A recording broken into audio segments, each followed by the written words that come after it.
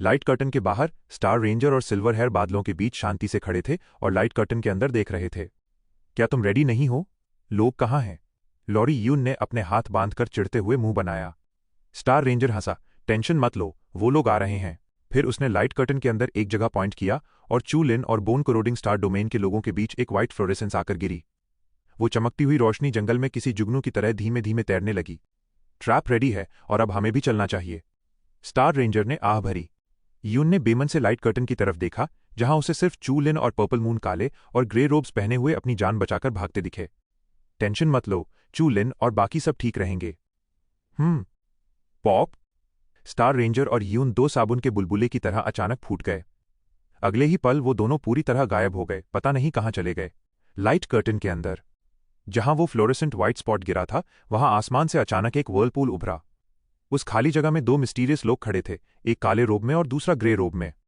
मुझे star ranger की महक आ रही है, काले रोब वाले आदमी ने चारों तरफ देखा, पर उसे वहां किसी का नामो निशान नहीं मिला। तभी पलक झपकते ही उसे नीचे एक हल्की सी फ्लोरेसेंस धीरे धीरे गायब होती दिखी।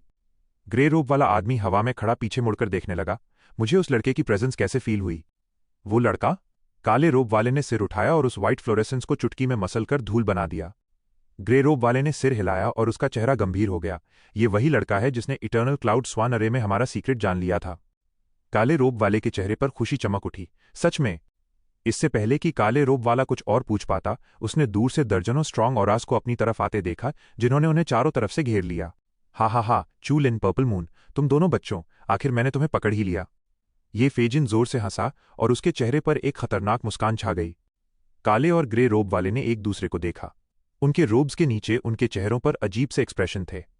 वो ब्लड स्टार में लगभग 1 साल से घूम रहे थे और ये पहली बार था जब किसी ने उन्हें चैलेंज करने की हिम्मत की थी। ये फेजिन भारी सांसें ले रहा था।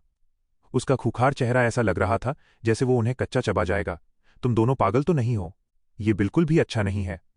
मानो या ना मानो, मैं तुम दोनों को जिंदा कैस्ट्रेट करके पेड़ों से बांध दूंगा और जानवरों को खिला दूंगा। हुड के अंदर काले रोब वाले का चेहरा गुस्से से भयानक हो गया था। जब से उसने return to the dark realm में ब्रेक थ्रू किया था, तब से किसी की हिम्मत नहीं हुई थी उससे इस तरह बात करने की। काले रोब वाले का एक मिशन था और वो स्टार रेंजर और चू लिन को ढूंढकर मारने के लिए बेताब था, क्योंकि उन्हें उसका सीक्रेट पता चल गया था। उसने अपने गुस्से को कंट्रोल किया और ठंडी आवाज में बोला, तुम लोग शायद किसी और को ढूंढ रहे हो। मैंने ब्लड स्टार पर कभी किसी से पंगा नहीं लिया है। हा हा हा हा हा हा। ये फेजिन पागलों की तरह हंसा। अब तुम मुझसे चालाकी कर रहे हो? अपनी आवाज कैसे बदल ली? अब बहुत देर हो चुकी है। हा हा, बेहतर होगा कि तुम घुटनों के बल बैठ जाओ और हमारे सामने तब तक सिर रगड़ो जब तक हम खुश न हो जाएं। शायद मेरा मूड अच्छा हो जाए तो मैं तुम्हें एक आसान मौत दे दूं और तुम्हारी बॉडी को सही सलामत छोड़ दूं। ग्रे रोब वाले का चेहरा भी गुस्से से भद्दा हो गया था, लेकिन उसका एक्सप्रेशन हुड के पीछे छिपा था। कोई भी उन लोगों के चेहरे का एक्सप्रेशन नहीं देख सकता था जो इस वक्त उन्हें कच्चा चबा जाना चाहते थे।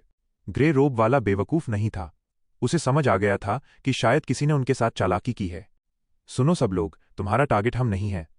ये फेजिन ने अपनी भवें सिकोड़ी। क्या दोनों ने अपनी आवाज बदल ली है? लेकिन फिर उसने मन ही मन स्मर्क किया। जब शिकार बिल्कुल सामने खड़ा था तो वो सिर्फ आवाज अलग होने की वजह से उन्हें जाने नहीं दे सकता था। ये फेरोंग ने ये फेजिन की तरह इतना दिमाग नहीं लगाया। उसे तुरंत ब्लडी मॉन्यूमेंट के सामने खड़ी पर्पल बालों वाली लड़की याद आ गई। वो सच में बहुत यूनिक थी। भले ही वैंगियन आसपास नहीं थी, लेकिन पर्पल मून वाली वो औरत भी एक स्पेशल क्रीचर थी। ये फेरोंग के चेहरे पर तुरंत एक ठरकी सी मुस्कान आ गई और आंखों में हवस चमक उठी। वो धीरे धीरे चलकर ग्रे रोब वाले के पास गया। उसने अपना हाथ उठाया और उसकी ठुड्डी पकड़ते हुए कहा, लड़की, अगर तुम मुझे खुश कर दो तो मैं तुम्हें जिंदा छोड़ सकता हूं। हा हा हा हा हा हा। ये फैमिली के साथ आए सारे बैंडिट्स जोर जोर से हंसने लगे। वो हमेशा इसी तरह की क्योटिक जिंदगी जीते थे। उन्हें ये सीन बहुत मजेदार लग रहा था। यंग मास्टर फीरोंग, मुझमें भी बहुत दम है। मास्टर फीरोंग, क्या हमें भी कुछ मिलेगा?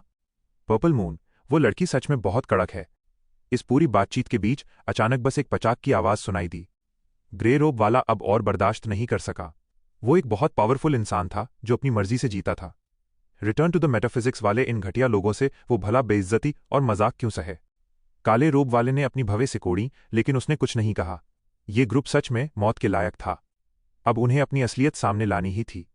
वो बस इस लड़ाई को जल्दी खत्म करना चाहते थे ताकि ब्लडी एडमिनिस्ट्रेटर्स और ब्लडी डीकन्स उन्हें ढूंढ ना लें। खचाक! ये फेरोंग भी return to the mysterious world के सेकंड लेवल का असली मास्टर था। एक पल पहले तक उसके चेहरे पर वही ठरकी मुस्कान तैर रही थी, पर अगले ही पल उसकी बॉडी कटकर गोश्त के सैकड़ों टुकड़ों में तब्दील हुई और जमीन पर बिखर गई। ये फेजिन का चेहरा खौफ और सदमे से पीला पड़ गया। ऐसा लगा जैसे उसकी दिल की धड़कन ही रुक गई हो। ये फेरोंग तुम लोग? धड़ाम। काले और ग्रे रोब वाले दोनों ने एक साथ अपने क्लोक खोल दिए। उनके सिर इंसानों जैसे थे, लेकिन उनकी बॉडी पर ऐसी कोई जगह नहीं थी जो इंसानों जैसी दिखती हो। बारीक स्केल्स, खतरनाक आरी जैसे दांत और खून की प्यासी आंखें, यह सब देखकर किसी की भी रूह कांप जाए। लेकिन इन दोनों ने अपनी फुल पावर बाहर नहीं निकाली, क्योंकि इससे टियनमिंग सिटी के इंटरनल एडमिनिस्ट्रेटर का ध्यान आसानी से उनकी तरफ खींच सकता था। उन्होंने गलत लोगों से पंगा ले लिया था। स्कैबी आई बैंडिट्स को तुरंत ये बात समझ आ गई। वो छू लिन और जियू का पीछा कर रहे थे। वो अचानक से ये दो अजनबी कैसे बन सकते थे, और वो भी ऐसे लोग जो दिखने में इतने ज्यादा खतरनाक लग रहे थे। ये फेजिन का चेहरा नफरत से भर गया। तुमने मेरे भतीजे को मार डाला। तुमने बोन कोरोडिंग स्टार डोमेन के फ्यूचर सक्सेसर को मार दिया। तुम दोनों की तो। ग्रे रोब वाले ने एक सर्द आवाज में फुफकारा और उसकी जीभ किसी स्क्रॉल की तरह मुड़ते हुए उसके आरी जैसे दांतों के बीच से बाहर निकली। हम मरेंगे? तुम्हारी मौत आई है। मार डालो इन्हें। ये फेजिन जोर से दहाड़ा। भले ही बैंडिट लीडर्स डरे हुए थे, लेकिन उन्होंने बिना सोचे ये फेजिन के ऑर्डर को फॉलो किया। Dragon curse, blood crow devil chop, overlord sword. Bandit leaders ने अपनी सारी मैजिक स्किल्स इस्तेमाल कर डाली, लेकिन बोन कोरोडिंग स्टार डोमेन के लोगों के बीच घिरे वो काले और ग्रे रोब वाले अपनी जगह से टस से मस नहीं हुए। उन्होंने सैकड़ों पावर्स को अपनी बॉडीज पर टकराने दिया, पर उन्हें खरोच तक नहीं आई। तुम लोग? वो दोनों मिस्टीरियस आदमी बस अपना सिर झुकाए चुपचाप उन्हें देख रहे थे। उनके चेहरों पर एक खौफनाक मुस्कान थी। लगातार हो रहे पावर्स के हमलों को देखकर ये फेजिन का गुस्सा थोड़ा शांत हुआ, लेकिन उसके अंदर का खौफ और भी गहरा होता जा रहा था। ये कैसे मॉन्स्टर्स हैं? क्या ये मरने वाले नहीं हैं? क्या इन्हें दर्द फील नहीं होता? सबको मार डालो, काले रोब वाले ने फुफकारते हुए कहा। कोई भी जिंदा नहीं बचना चाहिए। धड़ाम। काले रोब वाले ने अपना हाथ घुमाया और उसके सामने खड़े 1 दर्जन लोग एक ही थप्पड़ में खून की धुंध बनकर उड़ गए। भागो! स्टार टेरिटोरी के सभी लोग दहशत में भागने लगे। टियनमिंग सिटी के सीक्रेट रूम में सील किए गए कॉफिन्स में अचानक हलचल हुई। वहां जल रही सारी वेल कैंडल लाइट्स बुझ गईं। एक एक करके कॉफिन्स उछलने लगे और पिंजरों से हर रंग के अजीबोगरीब लोग बाहर निकलने लगे। एनिमी अटैक हुआ है। वो लोग अरीना कैडेट्स को मार रहे हैं। मार डालो उन्हें। एक भयानक दहाड़ गूंजी। दर्जनों अजीब लोग जो जमीन से ऊपर हवा में तैर रहे थे, एक के बाद एक ट्रांसमिशन अरे में घुसने लगे। कुछ ही देर में वो शोर शराबे वाला सीक्रेट रूम पूरी तरह डार्क हो गया। वहां सिर्फ एक डरावना सन्नाटा बचा था। एक और दहाड़ गूंजी। मौत बिल्कुल सामने खड़ी थी। ये फेजन के दिल में अब नफरत के लिए कोई जगह नहीं बची थी। वो बस वहां से बच निकलना चाहता था, किसी भी तरह दूर भाग जाना चाहता था। आह! बचाओ! पचाक! उसके पीछे से लगातार चीखें आ रही थीं। उसके साथ भागने वाले साथी एक एक करके कम होते जा रहे थे। यह देखकर ये फेजिन का दिल खून के आंसू रो रहा था। बोन कोरोडिंग स्टार डोमेन की स्ट्रेंथ तेजी से खत्म हो रही थी। अगर वो जिंदा वापस लौट भी गया तो अपने भाई को क्या मुंह दिखाएगा? ये फेजिन का दिल सेल्फ ब्लेम से भरा था। खुद को कोसना एक तरफ था, पर उसने एक पल के लिए भी वापस लौटकर उनकी मदद करने के बारे में नहीं सोचा। हाँ, तुम सबको मरना होगा। उन दोनों मिस्टीरियस लोगों की चुभने वाली चीखें उनके कानों में गूंज रही थीं। ये फेजन पर मौत का खौफ हावी हो चुका था। उसके पैर और तेजी से भागने लगे, लेकिन उसके पीछे की हवा उसके और करीब आती जा रही थी। अचानक हवा का एक तेज झोंका आया। जंगल के ऊपर एक हैवी मोमेंटम छा गया और एक ऐसी हवा चली जिसने सबकी रूह कंपा दी। चाहे शिकारी हो या शिकार, हर कोई अपनी जगह सुन्न पड़ गया। ये फेजन को अचानक लगा जैसे उसके पैर जमीन में जम गए हों। उसके सामने बहुत सारे अजीब फिगर्स खड़े थे। कुछ इंसानों और जानवरों के शेप में थे और कुछ पूरी तरह से खौफनाक मॉन्स्टर्स लग रहे थे। उन्होंने फटे पुराने कपड़े पहने थे जो हवा में फड़फड़ा रहे थे। Bloody administrators. काले और ग्रे रोब वाले दोनों लोग खौफ से चीख पड़े। उन्होंने अपने अधूरे शिकार को वहीं छोड़ा और मुड़कर दूर हवा में भाग निकले। मारो! दर्जनों ब्लडी एडमिनिस्ट्रेटर्स चिल्लाए। वो सब अपनी अपनी रिस्पॉन्सिबिलिटी वाली जगह पर कत्लेआम मचाने निकल पड़े। उन्होंने सच में भागते हुए लोगों पर कोई ध्यान नहीं दिया। वो पूरा ग्रुप दहाड़ता हुआ वहां से गुजर गया। ये फेजन और बचे हुए कुछ लोग जमीन पर बैठे रह गए। उनके चेहरों पर दहशत साफ दिख रही थी। ये फेजन की आंखें खाली थीं और वो मन ही मन एक कड़वी हंसी हंस रहा था। इस ट्रिप में ना सिर्फ उसने अपने बहुत सारे लोग खो दिए, बल्कि अपने भतीजे को भी मरवा बैठा। वो इसका हिसाब कैसे देगा? ऐसा कैसे हो सकता है? ये फेजिन की पूरी बॉडी कमजोर पड़ गई। छू लिन, ये सब छू लिन की गलती है। उन दोनों ने काले और ग्रे रोब्स पहन रखे थे। पक्का उन्होंने जानबूझकर ऐसा किया है। धड़ाम! ग्रे बालों वाला एक ब्लडी एडमिनिस्ट्रेटर सीधे ये फेजिन के सामने आकर गिरा। वो उसका पुराना जान पहचान वाला था जो टियनमिंग सिटी के ऑक्शन का इंचार्ज हुआ करता था। हा, उस मैनेजर ने जो कभी ऑक्शनियर हुआ करता था, अपने चेहरे पर एक सार्कास्टिक मुस्कान के साथ कहा, सिर्फ तुम तुम मेरी कंप्लेंट करना चाहते हो? पहले इस मुसीबत से जिंदा बचकर तो दिखाओ। उस एडमिनिस्ट्रेटर ने अपने कदम बढ़ाए और दूर भागते हुए अपने साथियों के पीछे निकल गया। उसने उस हारे हुए ये फेजिन और उसके लोगों को जंगल में अकेला छोड़ दिया। स्कार आई बैंडिट के बॉस की आंखें बुझ चुकी थीं, उनमें कोई चमक नहीं बची थी। उसका नुकसान भी ये फेजिन से कम नहीं था। उसके बहुत सारे आदमी मारे गए थे, जो एक स्टार बैंडिट का करियर जीरो से शुरू करने के बराबर था। अब हम क्या करें? उसका दागदार चेहरा सदमे में था। क्या करें? ये फेजिन की पूरी बॉडी गुस्से से कांप रही थी। साफ सी बात है, हमें चूलिन की क्लास लगानी होगी। हम अपना सब कुछ हार चुके हैं, हमें ये नुकसान चूलिन से वसूलना ही होगा। क्या उसके पास 20 लाख टियानक्वान जेल्स नहीं है? हम उन्हें छीन लेंगे। स्कार आई थोड़ा होश में आया। हाँ, उसके पास अभी भी बहुत सारे ट्रेजर्स हैं। अगर हम उसे पूरी तरह निचोड़ लें तो बहुत कुछ हाथ लग सकता है। ये फेजिन ने गहरी सांस ली, उसके होंठ भी कांप रहे थे। छू लिन को मार डालो, हम सारी लूट बांट लेंगे और मैं प्रॉमिस करता हूं कि तुम्हें तुम्हारे हिस्से से कम कुछ नहीं मिलेगा। आज तुम मेरी मदद करो, मैं अपना प्रॉमिस कभी नहीं तोड़ूंगा। स्कार आई ने पूरी तरह से अपना मन बना लिया। ठीक है, चलो छू लिन को मारते हैं। 100 मील में फैले उस लाइट कर्टन के अंदर और कभी न खत्म होने वाले ग्रे जंगल के बाहर लगभग 1000 लोग जमा थे। वो सब यहां कोई अच्छा तमाशा देखने का वेट कर रहे थे। उनमें मून मिरर, टियान लो और शिफांग प्लैनेट्स के लोग भी शामिल थे। इन हजारों लोगों के बिल्कुल सेंटर में छू लिन और जी यूए खड़े थे। वो अपने हाथ बांधे बड़ी शांति से वेट कर रहे थे। लोग आपस में फुसफुसा रहे थे। छू लिन आखिर क्या नाटक कर रहा है? वो यहां बोन डिस्ट्रॉइंग स्टार रीजन वालों का वेट क्यों कर रहा है? क्या उसका दिमाग खराब हो गया है? कुछ ज्यादा ही हवा में उड़ रहा है। बहुत एटीट्यूड आ गया है इसमें। शायद चू लिन को अपने ऊपर पूरा कॉन्फिडेंस है। ज्यादातर लोगों के कमेंट्स नफरत और जलन से भरे थे। सिर्फ कुछ ही लोग थे जिन्हें दाल में कुछ काला लग रहा था और वो शक की निगाह से देख रहे थे। छू लिन के कानों में ये सारी बातें पड़ रही थीं, लेकिन उसने बस चुपचाप अपनी आंखें बंद रखीं और इस फालतू गॉसिप पर कोई ध्यान नहीं दिया। पर्पल मून चेहरे से गुस्सा नहीं दिखा रही थी, पर अंदर ही अंदर वो चिड़ी हुई थी।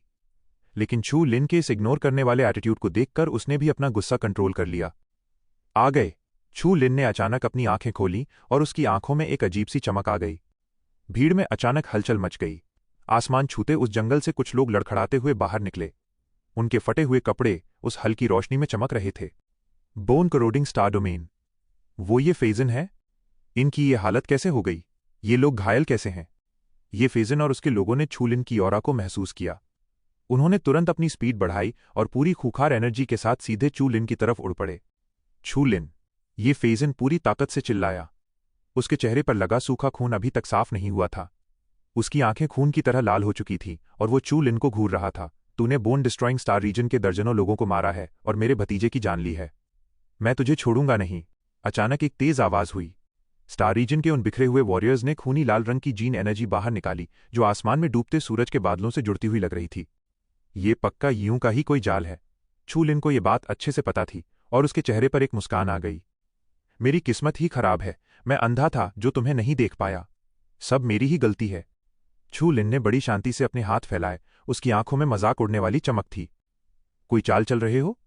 टियनमिंग सिटी की तीनों फोर्सेस सच में अजीब हैं। आखिर ऐसी कौन सी स्ट्रैटेजी है जो एक सुपर प्लैनेट की स्ट्रेंथ को इस हद तक बर्बाद कर सकती है? उन तीनों फोर्सेस के लीडर्स कांप उठे और उन्होंने दोबारा छू लिन की तरफ देखा। वो अपने अंदर पैदा हो रहे उस खौफ को रोक नहीं पा रहे थे।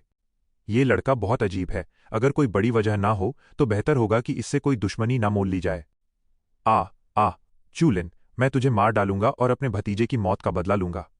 ये फेजिन सूखी लकड़ियों के ढेर जैसा हो गया था, जो पूरी तरह आग से भरा था। छू लिन ने बस उसे हल्का सा उकसाया और वो अपनी पूरी एनर्जी के साथ छू लिन पर भड़क उठा। Return to the mysterious world के थर्ड ट्रिब्यूलेशन की पावर ने सीधे तौर पर छू लिन के मोमेंटम को दबा दिया। भले ही छू लिन के पास बहुत सारे तरीके और चालें थीं, पर उसका रेल्म ये फेजिन से कम था। जीन एनर्जी के इस कॉम्पिटिशन में छू लिन को पीछे हटना ही पड़ा। हा छू लिन, तेरी असली स्ट्रेंथ बहुत वीक है। अब चुपचाप मरने के लिए तैयार हो जा। ये फेजिन ने सिर उठाया और जोर से दहाड़ा। ये फेजिन के बढ़ते हुए मोमेंटम को देखकर छू लिन मुस्कुराया। उसने अपने दिमाग पर जोर डाला और उसकी gene energy, super high spiritual power और पावर ऑफ एक्सटिंक्शन के साथ मिक्स हो गई। उसने उस पूरी एनर्जी को एक झटके में बाहर निकाल दिया। बूम! छू लिन की बॉडी से एक भारी गड़गड़ाहट गूंजी। उसके चैनल्स और एक्यूपॉइंट्स पूरी तरह से उस मिक्स्ड एनर्जी से भर चुके थे। पहले उसकी बॉडी में एक अजीब सी शांति दिखी और फिर अचानक उसके अंदर से एक खूंखार एनर्जी फट पड़ी। ये अलग अलग तरह की मिक्स्ड एनर्जी पूरी तरह से एक दूसरे में घुली नहीं थीं। वो बिल्कुल अलग थीं, पर देखने में बहुत शानदार लग रही थीं। जैसे ही वो मिक्स्ड एनर्जी एक साथ बाहर निकली, उसने चूलिन के सामने वाले मोमेंटम को पीछे धकेल दिया और उसके आसपास घूम रही सारी जेनेटिक एनर्जी को तबाह कर दिया। Different energy. जुआंग योंगकांग और बाकी लोगों की आंखों में हैरानी चमक उठी। उन सभी एनर्जीज में से खास तौर पर तबाही के रंग में धड़कती वो सिल्वर व्हाइट पावर सबसे ज्यादा अनप्रिडिक्टेबल लग रही थी। हाँ चूलिन, बस इतनी सी पावर। ये फे जिन ने मुंह से तो उसका मजाक उड़ाया, लेकिन उसके चेहरे का खुखार एक्सप्रेशन और भी गहरा हो गया। तुम जाकर उस पर्पल बालों वाली औरत को मारो, मैं छू लिन को देखता हूं। स्कार आई ने गंभीरता से सिर हिलाया और उसके चेहरे पर एक जालिम सी मुस्कान आ गई। उन दो अनजान मिस्टीरियस लोगों ने उसे बहुत टॉर्चर किया था। उसका दिल खून का प्यासा हो रहा था। आज वो अपनी सारी भड़ास निकालने वाला था। एक तेज दहाड़ के साथ स्कार आई के अंदर से एक खूंखार स्पिरिट बाहर निकली। ऐसा लगा जैसे कोई जंगली जानवर धीरे धीरे जाग रहा हो। उसने अपनी पीठ से एक भारी लोहे की रॉड निकाली। हवा को चीरती हुई वो रॉड किसी पहाड़ जैसी भारी लग रही थी, जो सीधे पर्पल मून के चेहरे की तरफ बढ़ी। पर्पल मून का फिगर तेजी से फ्लैश हुआ और उसकी मून ब्लेड किसी बिजली की तरह हवा को चीरती हुई आगे बढ़ी। डिंग! जब वो लंबी रॉड मून ब्लेड से टकराई तो दोनों हथियारों के बीच से एक तेज खनकने की आवाज गूंजी और एक हल्की व्हाइट रिपल लहर की तरह चारों तरफ फैल गई। वो रिपल्स जहां से भी गुजरी, बड़े बड़े पेड़ उखड़कर गिर पड़े और आसमान में धूल ही धूल छा गई। उस धूल के बीच वो दोनों फिगर्स बिजली की स्पीड से एक दूसरे पर हमला कर रहे थे। हथियारों के टकराने की तेज आवाजें लगातार आ रही थीं और किसी शार्प प्लेट जैसी इनविजिबल वेव्स हर तरफ फैल रही थीं। दूर खड़े जुआंग योंगकांग और बाकी लोग पर्पल मून और स्कार आई की उस भयंकर लड़ाई को देख रहे थे। उनकी आंखों के एक्सप्रेशंस धीरे धीरे सीरियस होने लगे। वो पर्पल बालों वाली औरत बहुत पावरफुल है। उसने पक्का ब्लडी लिस्ट के सामने अपनी स्ट्रेंथ छिपाई होगी। ये सुनकर जुआंग क्योंग ने भी हल्का सा सिर हिलाया। उसकी आंखों में हैरानी थी। वो खुद ब्लडी लिस्ट में 10 से ज्यादा रैंक पर थी और वो पर्पल बालों वाली औरत तीसरे नंबर पर थी। क्या उसने सच में अपनी पावर बचाकर रखी थी? वैसे स्कार आई भी ब्लड स्टार का एक फेमस गैंगस्टर था। उसने मून मिरर प्लैनेट की इंटेलिजेंस रिपोर्ट्स देखी थीं। एक बैंडिट लीडर के तौर पर स्कार आई के पास गजब की स्ट्रेंथ थी। वो कई सारे खतरनाक प्लैनेट्स पर अपना गैंग चलाता था।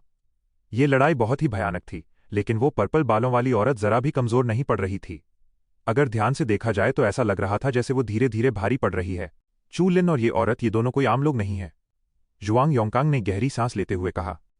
हवा में ये फेजिन ने कड़क कर अपना हाथ जोर से पटका। चू लिन, तू चाहे कुछ भी कर ले, आज मैं तेरा सिर काटकर अपने भतीजे की मौत का बदला लूंगा।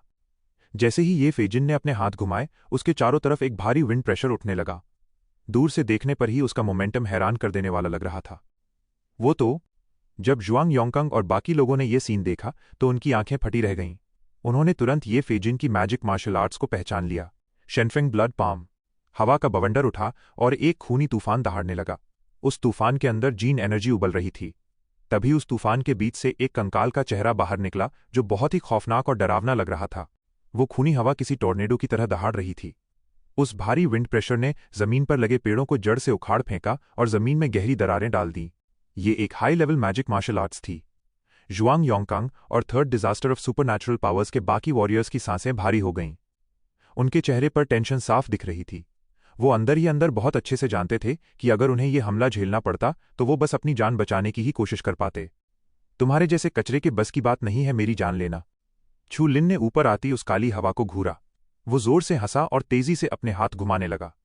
जल्द ही चू लिन की हथेली से एक बड़ा सा सुनहरा हाथ बाहर निकला। चेंज। वो गोल्डन हाथ तुरंत बदलकर पूरी तरह से सिल्वर व्हाइट कलर का हो गया। हवा के प्रेशर के बीच लटकता वो हाथ ऐसी धड़कती हुई सिल्वर व्हाइट एनर्जी से भरा था जो सब कुछ तबाह कर देने की पावर रखती थी। लोग उसे सीधे देखने की हिम्मत भी नहीं कर पा रहे थे। ये कैसी मैजिक है? हवा में वैनिशिंग पावर से बने उस बड़े से हाथ को देखकर लोग बार बार हैरान हो रहे थे। उस सिल्वर व्हाइट एनर्जी बॉडी से निकलती हुई वेव्स को देखकर ही उन्हें फील हो रहा था कि अगर उन्होंने उसे छू भी लिया तो वो जिंदा नहीं बचेंगे। वैनिशिंग हैंड, इसे तोड़ डालो। अब Chu Lin second tribulation of return to the metaphysical realm में पहुंच चुका था। इस वैनिशिंग फोर्स की पावर अब कई गुना बढ़ चुकी थी। इसका डैमेज पहले से ही आम सुपरनैचुरल स्किल्स और मार्शल आर्ट से कहीं ज्यादा बताया जाता था। ऊपर से सब कुछ गायब कर देने वाली इस वैनिशिंग फोर्स ने पूरी जमीन को हिलाकर रख दिया था। चू लिन ने अपना हाथ घुमाया और वो सिल्वर व्हाइट हथेली शांति से ऊपर उठी। वो जहां से भी गुजरी वहां कोई चीज या एनर्जी बाकी नहीं बची। उस खूंखार वैनिशिंग फोर्स के सामने सब कुछ मिटकर राख हो गया। बैंग। वो सिल्वर व्हाइट हाथ पूरी ताकत से उस खूनी हथेली से जा टकराया। उस जोरदार टक्कर से ऐसा लगा जैसे पूरा आसमान हिल गया हो। वो आवाज कानों को फाड़ देने वाली थी और उसकी साउंड वेव्स में भी एक भारी तबाही की पावर भरी थी। उस टक्कर के झटके ने जिन्हें भी छुआ उनके चेहरे पीले पड़ गए और आंखों से खून बहने लगा। जुआंग योंगकांग ने आसमान की तरफ देखा और आह भरते हुए कहा, ये लड़का सच में एक कमाल का हीरो है। जुआंग क्योंग की आंखें घूमी जैसे उसे कुछ याद आ गया हो। नहीं, ये फेजिन के पास अभी भी एक चाल बाकी है, उसने उसे यूज नहीं किया है। जुआंग योंगकांग ने जैसे ही ये सुना, उसके चेहरे का रंग उड़ गया और उसने भारी मन से सिर हिलाया। हाँ, ये फेजिन ने बहुत सारा पैसा खर्च करके एक मैजिक ट्रेजर खरीदा था जिसे उसने अभी तक यूज नहीं किया था। अगर ये फेजिन ने मैजिक पावर वाले उस ट्रम्प कार्ड को यूज कर लिया तो शायद चू लिन उसके सामने बिल्कुल टिक नहीं पाएगा। हवा में एक दहाड़ गूंजी। वैनिशिंग हैंड ने दोबारा शेनफेंग ब्लड पाम पर जोरदार हमला किया। उस भयंकर पावर ने चू लिन और ये फेजिन दोनों को पीछे धकेल दिया। दोनों ने खुद को बैलेंस करने के लिए अपनी पूरी जीन एनर्जी लगा दी। उफ! ये फेजिन की बॉडी को गहरी चोट लगी। उसके गले में एक मीठा सा टेस्ट आया और उसने लगभग एक घूंट खून बाहर उगल दिया। चू लिन का वैनिशिंग हैंड बहुत भारी पड़ रहा था। ये फेजिन की मैजिक मार्शल आर्ट्स को जरा भी फायदा नहीं मिल पा रहा था। उल्टा वो अपनी मार्शल आर्ट्स को ताकत देने के लिए जिस स्पिरिचुअल फोर्स का यूज कर रहा था, वो पावर ऑफ एक्सटिंक्शन के सामने लगातार खत्म होती जा रही थी। ये फेजिन ने अपने मुंह से खून पोंछा, उसकी आंखें लाल होकर खून जैसी हो चुकी थीं। उसने देखा कि स्कार आई भी धीरे धीरे कमजोर पड़ रहा है। उसकी आंखों में थकान साफ दिख रही थी और उसकी आवाज भी भारी हो गई थी। हा, तुम दोनों ने अपनी असली ताकत बहुत अच्छे से छिपाकर रखी थी। छू लिन ने अपनी सुन्न हो चुकी हथेली को झटका और ताना मारते हुए बोला, किसी मजबूत चीज से पंगा लेना अच्छा नहीं होता। तुम बहुत जालिम हो, कमजोरों पर रौब झाड़ते हो और ताकतवर से डरते हो। तुम्हारे साथ ऐसा ही होना चाहिए था। मजबूत चीज? तुम दोनों खुद को मजबूत कहते हो, ये फेजिन ने गुस्से में चिल्लाते हुए कहा। उस गुस्से के बीच एक डरावनी सी ठंडक भी थी। मैं इसे यूज नहीं करना चाहता था, पर तुमने खुद मुझे मजबूर किया है। पर तुम्हारी किस्मत इतनी खराब है कि तुम खुद मौत को दावत दे रहे हो। आज तुम्हारे पास चाहे जितने भी तरीके हों, तुम्हारा सिर तो कटकर ही रहेगा। ये फेजिन के चेहरे पर अचानक एक क्रूर मुस्कान आ गई। उसने जैसे ही अपनी उंगलियों को दबाया, चारों तरफ पानी की एक विशाल रोशनी फैल गई और हजारों लोगों की हैरान आंखों के सामने एक नीली मणि उभर आई। ड्रैगन वाटर स्पिरिट कैंगजू। ये वही मैजिक ट्रेजर था जो नीलामी में इतनी भारी कीमत पर बिका था और आखिर में वो इसे लेकर ही आया था। ये फेजिन ने अपना सबसे घातक हथियार निकाल लिया है। जुआंग योंगकांग और बाकी लोगों के चेहरे गंभीर हो गए। अगर पहले छू लिन का ये फेजिन पर थोड़ा दबाव था भी, तो अब वे लड़ाई के नतीजे के बारे में कुछ भी पक्का कहने की हिम्मत नहीं कर पा रहे थे। सब जानते थे कि जब तक ये फेजिन ने अपना मैजिक पावर जाहिर नहीं किया था, तब तक ये कहना मुश्किल था कि आखिर जीत किसकी होगी। ये फेजिन की हरकत देखकर जुआंग योंगकांग और बाकी लोग हैरान भी थे और अंदर ही अंदर गंभीर भी। Chu Lin return to the mysterious world के सेकंड लेवल पर होकर भी थर्ड लेवल वाले को कड़ी टक्कर दे रहा था। अब उसने सामने वाले को अपने सारे पत्ते खोलने पर मजबूर कर दिया था। शायद वो खुद भी ऐसा न कर पाते। ये लड़का सच में ब्लडी लिस्ट में जगह बनाने के काबिल है, और वो पर्पल बालों वाली औरत भी। दोनों ने अपनी असली ताकत छिपा कर रखी थी। जुआंग योंगकांग ने आह भरी। इस बार सिर्फ उसकी बहन ही नहीं, बल्कि वो खुद भी गलत साबित हुआ था। अगर ये दोनों बोन डिस्ट्रॉइंग स्टार डोमेन को हरा सकते हैं तो चू लिन का नाम पूरे ब्लड स्टार पर फैल जाएगा। जुआंग क्योंग की आंखों में एक अजीब सी चमक थी। पहले एक जाल बिछाया और फिर अपनी ताकत के दम पर उसने इतने बड़े इरोडिंग स्टार फील्ड को इस हालत तक पहुंचा दिया। उसकी नजरों में यह हजारों सालों में शायद ही कभी होने वाली घटना थी, लेकिन ये सब उसकी आंखों के सामने हो रहा था। भले ही वो बाहर से ठंडी और सख्त दिखती थी, पर अंदर ही अंदर वो काफी इमोशनल महसूस कर रही थी। इरोडिंग स्टार फील्ड कोई टॉप लेवल की चीज नहीं है, पर वे कमजोर भी नहीं थे। जुआंग योंगकांग ने अपनी नजरें ऊपर आसमान पर टिका दीं और बिना पलक झपकाए देखने लगा। अब देखते हैं क्या चू लिन ये फेजिन के इस हमले को झेल पाता है। आसमान में पानी की चमक फैल रही थी। खून जैसा लाल आसमान नीले सागर से ढंक गया था, और ये सब बस एक छोटी सी मणि की वजह से हो रहा था जो ये फेजिन की हथेली में थी। चू लिन की आंखें भी उस नीली मणि को देखकर गंभीर हो गईं। उसने महसूस किया कि ऊपर से बहुत ही खतरनाक और भारी वेव आ रही थी। ये 30 लाख टियानक्वान की कीमत वाला एक मैजिक ट्रेजर था। इसकी ताकत दुश्मनों को पलक झपकते ही खत्म कर सकती थी।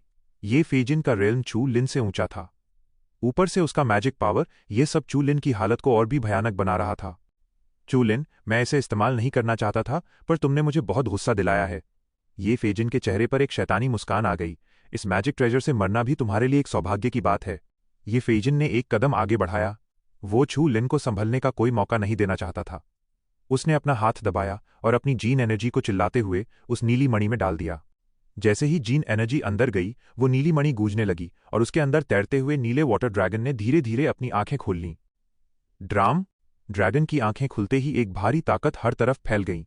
आसमान काले बादलों से ढंक गया और हवा तेज चिल्लाने लगी। Water dragon wave. ये फेजिन की आंखों में हिंसा थी और मुंह पर एक कुटिल मुस्कान। उसने दूर खड़े चू लिन को देखा जो दुश्मन के सामने डटा हुआ था। उसके हाथ में वो पानी की बूंदें हल्के से कांपीं। जिस वाटर ड्रैगन ने अपनी आंखें खोली थीं वो अपने पिंजरे से बाहर निकल आया और उसके मुंह में नीली रोशनी के गोले बनने लगे। अगले ही पल आसमान को चीरती हुई एक लंबी ड्रैगन की दहाड़ गूंज उठी, जो काले बादलों में गूंजती रही। एक नीली लहर पानी के भारी दबाव के साथ ड्रैगन के मुंह से दहाड़ती हुई बाहर निकली। बाहर से देखने पर वहां पानी की कोई बूंद नहीं दिख रही थी, लेकिन सब कुछ ऐसा लग रहा था जैसे किसी गहरे पानी के नीचे दब गया हो। सांस लेना भी मुश्किल हो रहा था। पानी के उस भारी दबाव और साउंड वेव्स ने हर चीज को तहस नहस कर दिया। आसमान छूते पेड़ टूट गए और जमीन फट गई। जहां से भी वो लहर गुजरी जंगल साफ हो गया। सब कुछ खामोश हो गया। उस मैजिक ट्रेजर और पावर का असर सच में बहुत डरावना था। छू लिन की आंखें डर से सिकुड़ गईं। वो अपने सामने आती उस भारी पानी की लहर को देख रहा था। उसका शरीर अचानक पीछे की तरफ गया। उसने अपनी हथेली को आगे धक्का दिया और उसका विशाल हाथ उस पानी की लहर के सामने दीवार बनकर खड़ा हो गया, जो उस इनविजिबल लहर से जोर से टकराया। बेवकूफ! ये देखकर ये फेजिन ठंडी मुस्कान के साथ बोला। चू लिन की वो अजीब एनर्जी भले ही खतरनाक थी, लेकिन अभी जो हमला हो रहा था वो return to the mysterious world के 3rd लेवल की ताकत से निकला हुआ मैजिक ट्रेजर था। छू लिन का उसे रोकना बहुत मुश्किल था। ये फेजिन की नफरत बेमतलब नहीं थी। वो वैनिशिंग जायंट हैंड जब नीली लहर से टकराया तो झिलमिलाने लगा। पानी आग को बुझा सकता है, लेकिन अगर आग बहुत तेज हो तो पानी भाप बनकर उड़ भी सकता है। बेशक पावर ऑफ एक्सटिंक्शन सब कुछ तबाह कर सकती थी, लेकिन चू लिन की 10,000 पॉइंट वाली जीन एनर्जी से बना वो विशाल हाथ एक फुल फोर्स मैजिक पावर वाले हमले को आसानी से नहीं गिरा सकता था, जब तक कि चू लिन अपनी 10 गुना ज्यादा एनर्जी न लगा दे। हल्ला! नीली पानी की लहर ने उस वैनिशिंग जायंट हैंड को आसानी से डुबो दिया। वो विशाल हाथ, जो हर चीज को मिटा रहा था, अब अपनी खुद की एनर्जी खोने लगा और छोटा होता गया। उस हाथ को पानी की लहर में गायब होते देख छू लिन की आंखें अचानक फैल गईं। ये पहली बार था जब उसने अपनी वैनिशिंग पावर को इतनी आसानी से खत्म होते देखा था। मैजिक पावर की ताकत सच में कितनी भयानक थी। दहाड़! नीली पानी की लहरें और जोर से उफान मारने लगीं। मिन्मी के हाथ को खत्म करने के बाद वो लहरें छू लिन की तरफ बढ़ने लगीं, रास्ते में आने वाली हर चीज को आसानी से तबाह करते हुए। छू लिन, अब देखते हैं तू इसे कैसे रोकता है। पानी की उस लहर के बीच फंसे छू लिन को देखकर ये फेजन जोर से हंसा। उसके चेहरे पर एक सुकून और घमंड भरी खुशी थी। छू लिन नीचे झुक गया। पावर ऑफ एक्सटिंक्शन सामने वाले को रोकने में नाकाम रही थी, सिर्फ इसलिए क्योंकि वो ताकत कम थी। अब उसे ये झेलना ही होगा। छू लिन का शरीर चमकने लगा और उसकी स्किन के ऊपर प्लैटिनम रंग धीरे धीरे उभरने लगा। तेरी ये कोशिशें तुझे और भी दर्द देंगी। बस मर जा। ये फेजिन हंसा और अपना हाथ जोर से दबाया। आसमान में फैली नीली पानी की लहरें और भी उग्र हो गईं। ऐसा लग रहा था जैसे वो छू लिन को पूरी तरह निगल जाएंगी।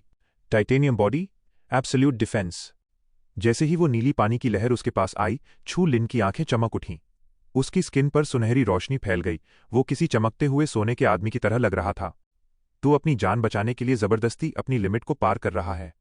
ये फेजिन ने चू लिन को डिफेंसिव मूव अपनाते हुए देखा और एक ठंडी आवाज में तंज कसा।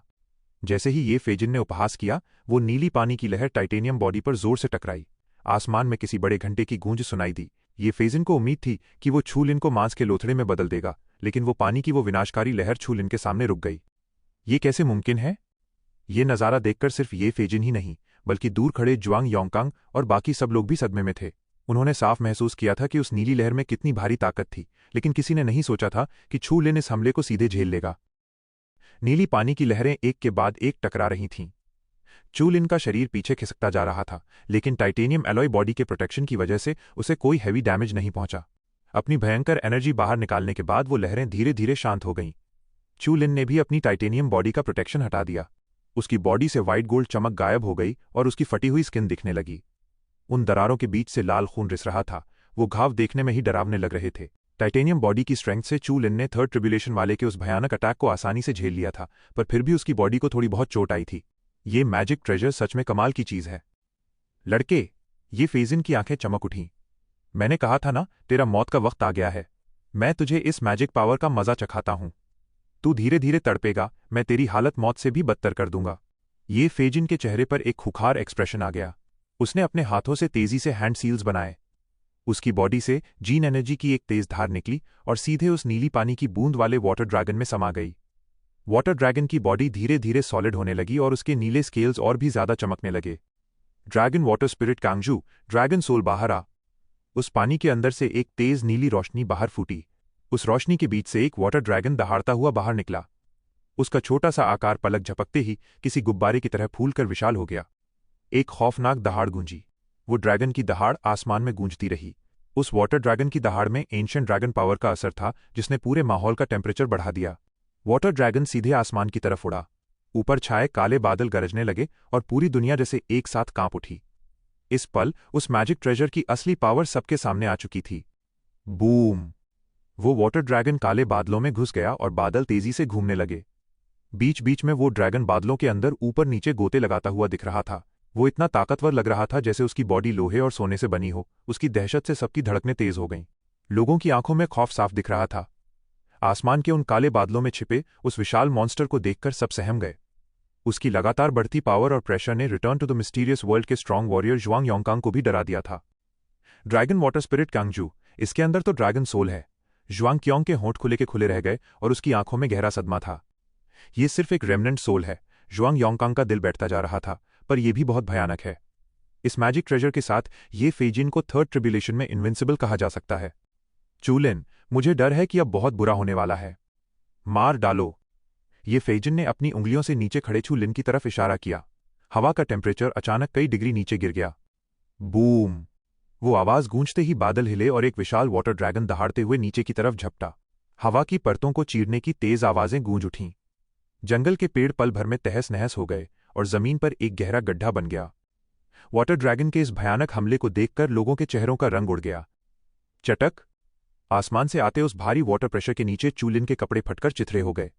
उसकी मजबूत डिफेंस के बावजूद उसे अपनी स्किन पर सुइयां चुभने जैसा दर्द फील हो रहा था। ये फेजिन का ये अटैक सच में जानलेवा था। Titanium body, spirit of king Kong. Chu Lin पूरे जोश के साथ दहाड़ा और उसकी बॉडी वापस प्लैटिनम रंग में चमकने लगी। उसी वक्त एक तेज डार्क ब्लू एनर्जी उसकी बॉडी के चारों तरफ लिपट गई। वो एनर्जी इनविजिबल थी, पर ऐसा लग रहा था जैसे वो भारी तबाही मचा सकती है। लोग बस दूर से उसे देख रहे थे, लेकिन उनकी आंखों में इतनी चुभन होने लगी कि उन्हें फौरन अपनी नजरें हटानी पड़ी। खत्म कर दो! चू लिन जोर से चिल्लाया और उसने अपना मुक्का आगे बढ़ाया। एक भारी पंच का मोमेंटम हवा में फट पड़ा। धड़ाम! चू लिन का मुक्का सीधे उस वाटर ड्रैगन के सिर से जा टकराया। एक पल के लिए लगा जैसे दुनिया में सन्नाटा छा गया हो। ऐसा लगा जैसे वक्त वहीं रुक गया हो। नीली और सफेद रोशनी सूरज की किरणों की तरह आसमान में फूट पड़ी। वो रोशनी आंखों को अंधा कर देने वाली थी और उसके साथ एक भयंकर तूफान भी उठने लगा। उन वेव्स ने हवा में एक खतरनाक बवंडर पैदा कर दिया था। ये फेजिन की आंखें फटी की फटी रह गईं। वो सीधा नीचे घूरते हुए चिल्लाया, मैं नहीं मानता। वो एक एक्टिवेटेड ड्रैगन सोल को टक्कर कैसे दे सकता है? उसे पक्का गहरी चोट लगी होगी। एक तेज दहाड़ गूंजी। वाटर ड्रैगन के मुंह के पास वाले स्केल्स फट गए। ड्रैगन सोल की बॉडी का एक छोटा सा हिस्सा टूट गया और वो हवा में ही सुन्न पड़ गया। छू लिन की हालत और भी खराब थी। टाइटेनियम बॉडी के बावजूद उसकी बॉडी के कई हिस्सों में दरारें आ चुकी थीं। अगर टाइटेनियम बॉडी हट जाती तो शायद उसकी बॉडी वहीं टुकड़ों में बिखर जाती। छू लिन की आंखें फैल गईं। अपनी चोट की परवाह किए बिना, जिस पल वो ड्रैगन सोल हिल नहीं पा रहा था और अपनी स्ट्रेंथ इकट्ठी कर रहा था, चू लिन का फिगर तेजी से फ्लैश हुआ और वो सीधे ये फेजिन की तरफ झपटा। स्वाइश! ये फेजिन के चेहरे का रंग उड़ गया। उसकी नाक में एक अजीब सी मेटल की स्मेल भर गई। वो तुरंत पीछे हटने ही वाला था, तभी बिजली की रफ्तार से एक खून से सने हाथ ने उसकी नीली मणि को पकड़ लिया। ये फेजिन सन्न रह गया। चू लिन उसकी मैजिक पावर छीनना चाहता था। बेवकूफ! ये फेजिन जोर से हंसा। इस मैजिक ट्रेजर में मेरी स्पिरिट और माइंड जुड़ी है, इसे छीनना तेरे बस की बात नहीं। ये देखकर ये फेजिन ने अपना हाथ घुमाया और ड्रैगन वाटर स्पिरिट कांगजू सीधे चू लिन की हथेली से उड़कर वापस जाने के लिए तैयार हो गया। तूने सोचा भी कैसे कि मैं इसे जाने दूंगा? चू लिन ने एक कुटिल मुस्कान दी और अपने दोनों हाथों से ड्रैगन वाटर स्पिरिट कांगजू को कसकर पकड़ लिया। उस ठंडे स्पर्श के साथ ही वो नीली मणि कांपने लगी और उसके अंदर मौजूद स्पिरिट ने पलटकर हमला कर दिया। एक और दहाड़ गूंजी। उसी वक्त ड्रैगन सोल में भी हलचल हुई। छू लिन के मुक्के से मिला दर्द थोड़ा कम हुआ और वो सुन्नपन से बाहर आ गया। उसने अपना मुंह खोलकर एक लंबी दहाड़ लगाई और तेजी से छू लिन पर झपटा। छू लिन की आंखों में एक सर्द चमक आ गई। Energy siphon! Dragon water spirit कांगजू के ऊपर एक बहुत ही छोटा ग्रे ब्राउन वॉटेक्स बन गया, जिसने मणि के अंदर मौजूद स्पिरिट बॉडी को पूरी तरह घेर लिया। उस ग्रे ब्राउन वॉटेक्स ने एक झटके में पानी की बूंद के अंदर मौजूद स्पिरिट का एक कोना चूस लिया। फिर उसने अपनी सक्शन पावर लगातार बढ़ा दी। ऐसा लग रहा था जैसे पानी की बूंद से कोई जेली खींची जा रही हो। अचानक एक अजीब सी चूसने वाली आवाज आई। वो आवाज सीधे ये फेजिन के दिमाग में गूंजी। तभी उसे सदमा लगा और समझ आया कि उसके मैजिक ट्रेजर के साथ उसका कनेक्शन किसी चीज ने पूरी तरह काट दिया है। हवा में उड़ रहा वो वाटर ड्रैगन भी उसी पल सुन्न पड़ गया। फिर वो धुएं में बदल गया और वापस उस ड्रैगन वाटर स्पिरिट कांगजू के अंदर खींचने लगा। यह इम्पॉसिबल है। ये फेजिन की आंखें फटी रह गईं और उसका दिल खौफ से भर गया। Return to the metaphysical realm के पावरफुल लोग भी उस कनेक्शन को इतनी आसानी से मिटा नहीं सकते थे। फिर छू लिन ने उस स्पिरिट को इतनी जल्दी कैसे खत्म कर दिया? हा, बोन एचिंग स्टार रीजन के इस शानदार गिफ्ट के लिए शुक्रिया। 30 लाख टियनक्वान की कीमत वाले इस मैजिक ट्रेजर के लिए मैं जी जान लगा दूंगा। चू लिन ने अपनी हथेली घुमाई और ड्रैगन वाटर स्पिरिट कांगजू को अपने नैनो कंप्रेसर में डाल लिया।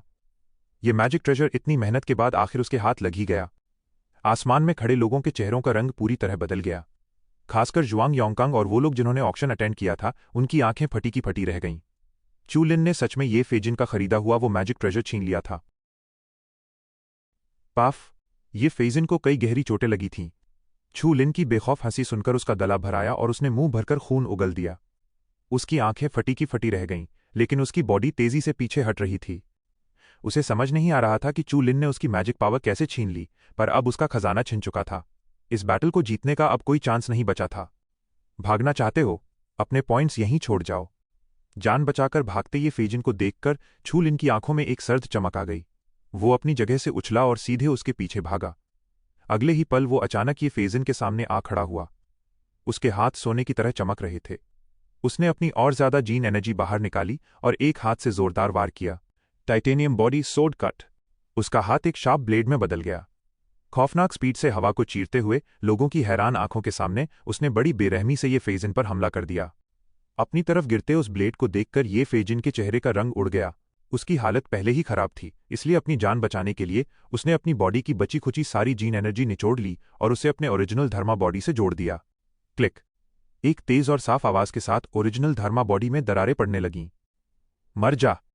छू लिन के चेहरे पर एक जालिम मुस्कान आ गई और उसने अपना हाथ नीचे की तरफ घुमा दिया। खचाक! शुआ! ब्लेड की रोशनी बिजली की तरह चमकी और ये फेजिन सिर से लेकर नीचे तक 2 टुकड़ों में कट गया। खून का फव्वारा फूट पड़ा और उसके सारे इंटरनल ऑर्गन्स चकनाचूर हो गए। धड़ाम! उसकी कटी हुई बॉडी जमीन पर जा गिरी। मिट्टी खून से सन गई और उसकी सांसें पूरी तरह उखड़ने लगीं। इस भयंकर फाइट का रिजल्ट आखिर सबके सामने था। वो सन्नाटा बस कुछ पल ही टिका। अगले ही पल हर तरफ से लोगों की लंबी सांसें खींचने की आवाजें आने लगीं। लोग हवा में शान से खड़े उस लड़के को खौफ भरी आंखों से देख रहे थे। चू लिन हवा में खड़ा था। उसकी व्हाइट गोल्ड बॉडी पर अनगिनत दरारें पड़ चुकी थीं। उसके मेटल वाले सिर पर भी टॉप से लेकर ठुड्डी तक एक गहरी दरार आ गई थी। अगर ये उसकी नॉर्मल फिजिकल बॉडी होती तो वो इतनी बुरी तरह जख्मी होता कि हिल भी नहीं पाता। उसकी इस खस्ता हालत पर हंसने की हिम्मत किसी में नहीं थी।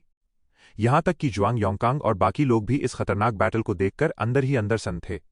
उन्हें अच्छे से पता था कि अगर वो सब मिलकर भी हमला करते तो भी मैजिक पावर और उस भारी खजाने वाले ये फेजिन का बाल भी बांका नहीं कर पाते। इसलिए जीतने वाला ये छू लिन तो उन्हें पूरी तरह से धोकर रख सकता था। सबकी नजरों के सामने छू लिन नीचे जमीन पर 2 टुकड़ों में कटे पड़े ये फेजिन के सामने उतरा। मैं हार गया। ये फेजिन की कटी हुई बॉडी का बायां हिस्सा पूरी तरह सुन्न पड़ चुका था, लेकिन उसका दायां हिस्सा किसी तरह अपना मुंह खोलने की कोशिश कर रहा था। चू लिन के चेहरे पर कोई एक्सप्रेशन नहीं था। वो आराम से चलता हुआ आगे बढ़ा और बिल्कुल ये फेजिन के सामने जाकर खड़ा हो गया। अपने सामने खड़े छू लिन को देखकर ये फेजिन थोड़ा चौंका और फिर उसके चेहरे पर बेबसी और हार का भाव छा गया। छू लिन चुपचाप वहीं खड़ा रहा, उसने एक लफ्ज नहीं कहा। अचानक ये फेजिन के चेहरे पर एक खुखार एक्सप्रेशन आया। उसका बचा हुआ बायां हिस्सा जमीन से उछला और उसने सीधे छू लिन के दिल पर वार कर दिया। क्लिक! छू लिन ने उसका हाथ पकड़ लिया। ये फेजिन की कलाई एक अजीब से एंगल पर मुड़ गई, जो साफ बता रही थी कि उसकी हड्डियां चकनाचूर हो चुकी हैं। छू लिन ने अपनी उंगलियां घुमाई और ये फेजिन का सिर धड़ से अलग कर दिया। उसी वक्त एक पर्पल ब्लैक फ्लेम उसके शरीर पर आ गिरी। फू! आग भड़की और उसने पल भर में ये फेजिन को पूरी तरह निगल लिया। ये फेजिन की बॉडी से एक रोशनी उठी और छू लिन के सामने आकर एक ब्रॉन्ज टैलिस्मैन में बदल गई। जिस फोर्स के लीडर ने कभी टिएनमिंग सिटी में अपना खौफ कायम किया था, वो अभी अभी इस लाइट कर्टन में घुसा था और अब वो सिर्फ चू लिन के पॉइंट्स बनकर रह गया था। गुल्प! जुआंग योंगकांग और बाकी लोगों ने छू लिन के इस बेरहम अंदाज को देखा तो उनकी रीढ़ की हड्डी में सिहरन दौड़ गई। ये लड़का नॉर्मली बड़ा शरीफ सा दिखता था, पर जब मारने पर आता तो बिल्कुल कोई रहम नहीं दिखाता था। जुआंग योंगकांग ने एक गहरी आह भरी। एक तेज दहाड़ गूंजी। दूर कहीं पर्पल मून का ब्लेड घूमा और लंबे समय से टिका हुआ स्कार आय आखिर हार गया। ये फेजिन की मौत ने उसकी रही सही हिम्मत भी तोड़ दी थी। वो जंगल की तरफ भागा और पेड़ों से टकराता हुआ जमीन पर गिर पड़ा। पर्पल मून ने बेरहमी से उसका पीछा किया और चांदनी की तरह एक धारदार ब्लेड उस पर बरस पड़ा। आह आह! कुछ ही पल बाद पर्पल मून भी हाथ में एक ब्रॉन्ज टैलिस्मैन लिए जंगल से बाहर आ गई। सबकी सांसें अटक गईं। बोन कोरोडिंग स्टार डोमेन की सारी हाई एंड कॉम्बैट पावर पूरी तरह तबाह हो चुकी थी। सबको यही डर लग रहा था कि एक इतनी बड़ी फोर्स मिट्टी में मिल गई, और वो भी उन दो अकेले लोगों के हाथों जिनका बैकग्राउंड तक किसी को नहीं पता था। जैसे ही ये खबर बाहर फैलेगी, पूरे ब्लड स्टार में हड़कंप मच जाएगा। आसमान में बची हुई एनर्जी धीरे धीरे गायब हो गई। क्या वो पूरी स्टार फील्ड खत्म हो गई? टियनलुओ प्लैनेट के यूमू को अपनी आंखों पर यकीन नहीं हो रहा था। उसने अपनी भारी होती आंखों को मला, पर उसके सामने की सच्चाई नहीं बदली। ज़ुआंग योंगकांग ने शिफांग प्लैनेट्स के जू तियनले की तरफ देखा। तुम्हारी इन्वेस्टमेंट तो पानी में गई। जू तियनले की पक्का बोन कोरोडिंग स्टार डोमेन के साथ कोई डील हुई थी। उसने उन्हें 16 लाख टियनक्वान कॉन्गजियांग उधार दिए थे, पर अब वो सब डूब चुके थे और उनका कोई नामोनिशान तक नहीं बचा था। अब जब पूरी की पूरी आर्मी ही मारी गई, तो वो अपना उधार किससे मांगने जाता? जू तियनले का चेहरा सख्त हो गया था। उसने सपने में भी नहीं सोचा था कि बोन कोरोडिंग स्टार डोमेन जैसा इतना बड़ा नाम मिट्टी में मिल जाएगा। आखिर शुरू से लेकर अब तक वो ऐसी फोर्स माने जाते थे जो तीनों सुपर प्लैनेट्स को भी टक्कर दे सकते थे। जू तियनले का चेहरा भद्दा हो गया। उसने किसी तरह एक झूठी मुस्कान निकाली। हाँ भाई, मेरा मजाक मत उड़ाओ। मुंह से ये बोलते हुए जू तियनले अंदर ही अंदर ये फेजिन को गालियां दे रहा था कि वो कितना बड़ा कचरा था। उसके पास third tribulation of return to the metaphysical realm की पावर और एक इतना खतरनाक मैजिक ट्रेजर था। फिर भी वो अपनी जान नहीं बचा पाया और बुरी तरह मारा गया। रही बात चू लिन की, तो जू तियनले की हिम्मत नहीं थी कि वो उसके खिलाफ एक लफ्ज भी बोले। ये जालिम इंसान सच में बहुत भयानक था। वो खुद को बहादुर मानता था, पर मौत के देवता बने इस चू लिन से पंगा लेने की जुर्रत उसमें बिल्कुल नहीं थी। अगर शिफंग प्लैनेट सच में चू लिन से टकराते, तो जू तियनले को पक्का यकीन था कि वो लड़का एक ही मूव में उन सबकी बुरी तरह धज्जियां उड़ा देगा। चू लिन और पर्पल मून की फाइटिंग पावर के सामने उसके शिफांग प्लैनेट्स की औकात कुछ नहीं थी। शायद सिर्फ टॉप रैंकिंग सुपरस्टार्स और इविल प्लैनेट फोर्सेज ही चू लिन और पर्पल मून का सामना कर सकती थीं। Puff puff puff. चू लिन और पर्पल मून ने बोन कोरोडिंग स्टार डोमेन के बचे हुए लोगों को भी एक एक करके मौत के घाट उतार दिया। उनके हाथों में मौजूद ब्रास सिंबल्स हल्की चमक के साथ सिल्वर रंग में बदलने लगे थे। जब उन्होंने चारों तरफ देखा, तो फालतू खड़े लोग और छोटी मोटी फोर्सेज वहां से भाग चुकी थीं। ऐसा लग रहा था कि तमाशा देखने के बाद अब उन्हें डर लग रहा था कि कहीं ये बड़ी फोर्सेज उन पर ही कहर न बरपा दें। और रही बात उन तीन बड़ी पावर्स की, तो ज़ुआंग क्योंग को छोड़कर जो थोड़ी बातचीत करने आई थी, बाकी सब भी धीरे धीरे वहां से निकल गए और ब्लड स्टार अरीना के सेंटर की तरफ बढ़ गए। छू लिन ने तब तक वेट किया जब तक उसके सिर का घाव थोड़ा भर नहीं गया। उसके बाद उसने अपनी टाइटेनियम बॉडी हटा ली ताकि उसकी बॉडी नेचुरली हील हो सके। चलो चलें। बोन कोरोडिंग स्टार डोमेन पूरी तरह तबाह हो चुका है। अब टियनमिंग सिटी को फ्यूचर में वैंग यिन और बाकी लोगों के रिवेंज की कोई टेंशन लेने की जरूरत नहीं है। पर्पल मून की आंखों में कई तरह के कॉम्प्लिकेटेड इमोशंस चल रहे थे। चू लिन सच में अमेजिंग था। भले ही वो उसके साथ कंधे से कंधा मिलाकर लड़ रही थी, पर उसे हर एक कदम पर हैरानी हो रही थी। इतनी बड़ी स्टारफील्ड जिंदा मिटा दी गई थी। उसे कुछ दिनों तक तो अपनी आंखों पर यकीन ही नहीं होने वाला था। चू लिन के साथ इस खूनी लड़ाई ने ऑफिशियली एक नए चैप्टर की शुरुआत कर दी थी। 3 दिन बाद चू लिन और पर्पल मून रास्ते भर अनगिनत दुश्मनों का सफाया करते हुए आगे बढ़े। उनके हाथों का टालिस्मन ब्रास से बदलकर कॉपर और फिर सिल्वर का हो चुका था। शायद रास्ते में मारे गए दुश्मन बहुत कमजोर थे, इसलिए उनके रून्स बहुत धीरे बदल रहे थे। पुरानी इन्फॉर्मेशन के हिसाब से सारे कंपेटिटर्स उसी डायरेक्शन में जा रहे हैं, एकदम सेंटर में वान चोंगिन की तरफ। वही हमारा अल्टीमेट गोल है। पर्पल मून ने मैप पलटा और आसमान में सूरज की डायरेक्शन से उसे मैच करते हुए धीरे से कहा, वान चोंगयान। छू लिन ने हल्के से सिर हिलाया। उसने भी इसके बारे में सुना था। ब्लडी अरीना में अनगिनत कंपेटिटर्स का वो आखिरी पड़ाव था। जो लोग वहां तक पहुंच पाते हैं, वो ब्लडी अरीना के सबसे खतरनाक और पावरफुल लोग होते हैं। इंटरस्टेलर फोर्सेस भी अपने मेंबर्स इन्हीं लोगों में से सिलेक्ट करती हैं, एकदम सर्वाइवल गेम की तरह। जो एंड तक बचेगा वही जीतेगा। ये ईविल इंटरस्टेलर फोर्सेस सच में बड़ी चालाक हैं। इस तरह सेलेक्ट किए गए मेंबर्स या तो स्ट्रेंथ में सबसे ऊपर होंगे या फिर दिमाग में, और उनकी कोई बड़ी वीकनेस भी नहीं होगी। एक और बात, हाँ मैं तो भूल ही गई थी। पर्पल मून ने सूखा खाना चबाते हुए कैजुअल अंदाज में कहा। क्या? चू लिन ने अपनी प्रैक्टिस रोककर आंखें खोलीं। कोई बहुत इंपॉर्टेंट बात नहीं है, पर्पल मून हंसी। मुझे टियानमिंग सिटी से पहले जो न्यूज़ मिली थी, उसके हिसाब से युयान स्टार की पावर कोई आम बात नहीं है। वो बोन डिस्ट्रॉइंग स्टार डोमेन और मून मिरर प्लैनेट जैसी फोर्सेस से कहीं ज्यादा स्ट्रांग हो सकते हैं। चू लिन ने सिर हिलाया। मुझे लगा था कि वो सुपर प्लैनेट्स में सबसे नीचे आते हैं। लगता है अगली बार उन्हें देखकर ज्यादा केयरफुल रहना होगा। खैर, कोई फर्क नहीं पड़ता। इस ब्लडी बैटल में जो भी आया है वो हमारा दुश्मन ही है। इन सब बातों की ज्यादा टेंशन लेने की जरूरत नहीं है। छू लिन अपनी जगह से उठा और बोला, चलो चलें। हमारी स्पीड बहुत स्लो है, हम उन लोगों से काफी पीछे छूट जाएंगे। रात गुजरने के साथ चू लिन और पर्पल मून लगातार आगे बढ़ते रहे। रास्ते में उन्हें रोकने वाली कोई खास दिक्कत नहीं आई। उस दिन आसमान में एक खूनी लाल रोशनी छाई हुई थी और चू लिन को आसपास बहुत सी पावरफुल प्रेजेंसेस फील हो रही थीं। चू लिन और पर्पल मून एक बड़े से पेड़ पर आकर रुके। उन्होंने नीचे देखा तो बहुत सारे उदास और मायूस लोग पेड़ों के सहारे बैठे हुए थे। उनके चेहरों पर कोई उम्मीद नहीं बची थी।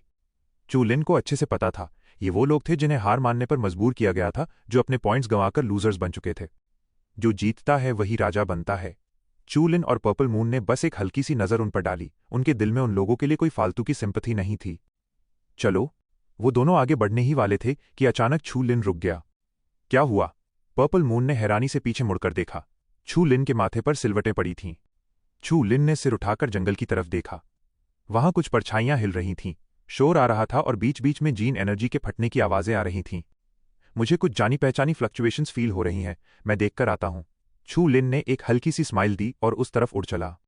पहाड़ों और खाइयों के बीच इंसानों का बनाया हुआ एक पुराना सा स्क्वायर था। उस स्क्वायर में बहुत से लोग मौजूद थे। क्या तुम लोग अपनी हद पार नहीं कर रहे? मैंने तुम्हारी डिमांड के हिसाब से पहले ही सारा ट्रेजर तुम्हें दे दिया है। अब तुम अचानक से अपना मन बदलकर हमारे पॉइंट्स कैसे छीन सकते हो? स्क्वायर के बीच से एक गुस्से भरी आवाज आई। वहां खड़े तमाशा देखने वालों ने जब ये सुना तो उन्होंने मन ही मन आह भरी। उनकी आंखों में उन बेचारों के लिए सिंपैथी और उदासी साफ दिख रही थी। चू लिन की नजरें एक पुरानी दीवार के पार गई और उसने स्क्वायर के अंदर देखा। वहां सिर्फ 4 लोग थे जो बुरी तरह घिरे हुए थे। वो जानी पहचानी फीलिंग यहीं से आ रही थी। ध्यान से देखने पर पता चला कि वो स्टार डीमन पैलेस के वही 4 लोग थे जो चू लिन से अलग हो गए थे। जुआंग होंग, कॉन्ग टाई, डिंग यान और जो लियांग को ब्लडी ट्रेजर के 14वें सेक्ट में इनहेरिटेंस मिलने के बाद चू लिन के लिए उनसे अलग होना आसान हो गया था। वो चारों सच में बहुत लकी थे। उन्हें ना सिर्फ इनहेरिटेंस मिला बल्कि बहुत सारे रिसोर्सेज भी हाथ लगे। एक सेंट्रल सिटी में एंटर करने के बाद उन्होंने जमकर प्रैक्टिस की। अब वो भी return to the metaphysical realm के फर्स्ट लेवल वॉरियर्स बन चुके थे। इसी वजह से वो ब्लडी लिस्ट में अपनी जगह बना पाए और इस ब्लडी फाइटिंग एरिया में एंटर कर सके। उन चारों के आसपास काले रोब्स पहने एक दर्जन से ज्यादा वॉरियर्स खड़े थे। उनकी आंखों में मजाक उड़ाने वाली चमक थी और वो बड़ी बेरहमी से उनके साथ खेल रहे थे। जुआंग होंग, मैंने तुम सबको सीधा जान से नहीं मारा, यही मेरी बहुत बड़ी मेहरबानी है। अब मैं तुम्हें पलटकर हमला करने का चांस दे रहा हूं, तुम्हें तो खुश होना चाहिए। काले कपड़े पहने एक आदमी जोर से हंसा। दूसरे ने भी कुटिल हंसी हंसते हुए कहा, अगर तुम हमें हरा दो तो तुम ना सिर्फ अपने पॉइंट्स बचा सकते हो बल्कि अपना हारा हुआ सारा सामान भी वापस ले सकते हो। इतनी बढ़िया डील तुम्हें और कहाँ मिलेगी? अरे, तुमने गलत कहा। अगर उन्होंने हमें हरा दिया तो हमारे पॉइंट्स और ट्रेजर्स भी उन्हें मिल जाने चाहिए। हाँ हाँ हाँ हाँ हाँ हाँ। वो काले कपड़े वाला आदमी जोर जोर से हंसने लगा। तुम लोग बहुत ज्यादती कर रहे हो, जुआंग होंग ने दांत पीसते हुए कहा। पॉइंट्स बचाना ट्रेजर बचाने से कहीं ज्यादा इंपॉर्टेंट था। आखिर पॉइंट्स का मतलब था उनका फ्यूचर। भले ही जुआंग होंग और बाकी तीनों अपनी किस्मत के दम पर यहां तक पहुंचे थे और धीरे धीरे आसमान छू सकते थे, पर वो किसी भी कीमत पर अपने पॉइंट्स इन लोगों के हाथों गंवाना नहीं चाहते थे। जुआंग होंग की नजरें इन लोगों के पीछे गईं। एक विशाल पेड़ के नीचे 10 से ज्यादा लोग बैठे थे। उनकी बॉडी में जीन एनर्जी उबल रही थी जो बहुत ही हैवी थी। उस एनर्जी की एक हल्की सी वेव ने पूरे स्क्वायर को घेर रखा था। ये सब लोग एक ही प्लैनेट की टीम के थे। जिस सेंट्रल सिटी में वो रहते थे वहां जुआंग होंग और उसके साथियों को कई मुसीबतों का सामना करना पड़ा था। इस सुपरस्टार टीम के साथ उनकी थोड़ी बहुत झड़प भी हुई थी। उन्होंने जानबूझकर अपनी स्पीड स्लो कर ली थी, लेकिन फिर भी वो सीधे इन्हीं लोगों से आ टकराए। जुआंग होंग और उसके तीनों साथियों की कॉम्बैट पावर सिर्फ दिखावे की थी। वो भला इन लोगों का मुकाबला कैसे कर सकते थे? अब मौत सिर पर खड़ी थी तो उन्हें हार मानकर इनके सामने झुकना ही पड़ा। वो चारों गुस्से और बेबसी से भर गए थे। उनके चेहरे पीले पड़ चुके थे। तमाशा देख रहे सैकड़ों लोगों में से किसी ने भी उनकी मदद के लिए हाथ नहीं बढ़ाया। वो बस चुपचाप तरस खा रहे थे या फिर उनका मजाक उड़ा रहे थे। जुआंग होंग, क्या तुमने सोच लिया? तुम्हें सच में नहीं लगता ना कि तुम्हारे पास कोई चॉइस है? शराफत से हमारे सामने सरेंडर कर दो। तुम्हारे पास जो भी रून्स हैं उन्हें चुपचाप बाहर निकाल कर दे दो। उस काले कपड़े वाले आदमी ने ठंडी सांस छोड़ी और हंसने लगा। उसके चेहरे पर मजाक उड़ाने वाला एक्सप्रेशन था। एक और काले कपड़े वाले की आंखों में खतरनाक चमक आई। उसने अपने होठों पर जीभ फेरी और बोला, सुनो, अगर तुम लोग एक रून हमें दे दो तो हम तुम पर हमला नहीं करेंगे। क्या कहते हो? अगर तुमने रेजिस्ट करने की हिम्मत की तो जान से मारे जाओगे। फिर चारों के चारों रून्स हमारे ही होंगे। क्लिक क्लिक करवा 80 नंदी की नीवा टिपड़पन मंदी 80 करपन खिपा। जुआंग होंग ने अपनी मुट्ठियां भींच लीं और उसका खून खौलने लगा। ये लोग बहुत नीच थे। वो ना सिर्फ उनका सामान लूटना चाहते थे बल्कि उनकी टीम की यूनिटी भी तोड़ना चाहते थे। अगर उन चारों के मन में सिर्फ एक रून देने का ख्याल आ गया तो उनके बीच आपस में ही लड़ाई शुरू हो जाएगी। कॉन्ग टाई, जो लियांग और डिंग यान तीनों गुस्से में थे और उनके चेहरों पर एक ठंडी दहशत छा गई थी। हम लड़ेंगे, चाहे इसमें किसी एक की जान ही क्यों न चली जाए। कॉन्ग टाई की आंखें लाल हो चुकी थीं और वो गुस्से से दांत पीस रहा था। कोई फायदा नहीं है। जुआंग होंग ने गहरी सांस लेते हुए आ भरी। उसकी नजरें सामने खड़े उन काले कपड़े वाले आदमियों से पार होकर सीधे उन विशाल पेड़ों के नीचे बैठे पावरफुल लोगों पर जाकर टिक गईं। वो सब इस सुपरस्टार टीम की रीढ़ की हड्डी थे। अगर वो अपनी किस्मत के दम पर सामने खड़े इन दर्जन भर लोगों को हरा भी देते तो भी वो उस पार्टनर सुपर प्लैनेट की हायर एंड पावर को गुस्सा दिला देंगे।